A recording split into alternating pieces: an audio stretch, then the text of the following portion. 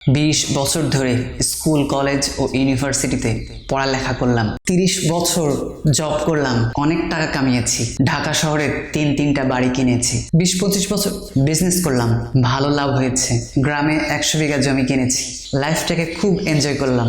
সারাদিন বন্ধুদের সাথে আড্ডা দিলাম, রাতে গান শুনলাম, মুভি দেখলাম, স্টেডিয়ামে গিয়ে খেলা দেখলাম, হইহুল্লোড় করলাম, পুরো দুনিয়া ভ্রমণ করলাম।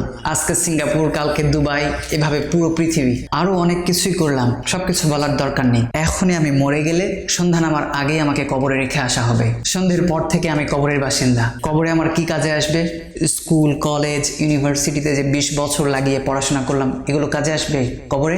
মাসে কয়েক লাখ টাকা বেতনের জব করলাম, কাজে আসবে? বিজনেস করলাম, কাজে আসবে?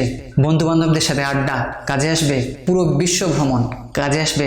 কবরে আমার কাজে আসবেটা কি তাহলে? আল বাকিয়াতুস সলিহাত, ঈমান ও নেক আমল কাজে আসবে। নেক আমল কি?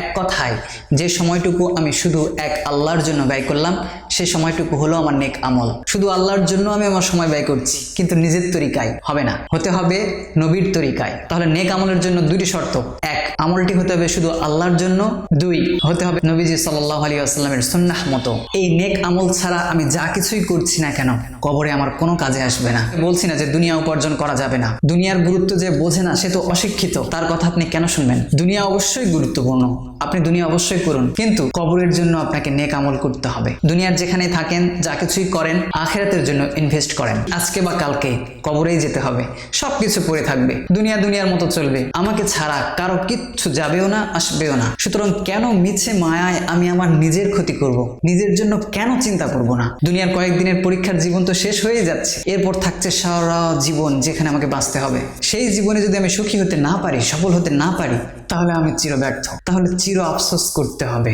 সময় এখনো শেষ হয়ে যায়নি। ভালোবেসে কল্যাণ কামনা করে শক্ত কথাগুলো বললাম, একজনের যদি কাজে আসে, এ জীবন আমার ধন্য হবে।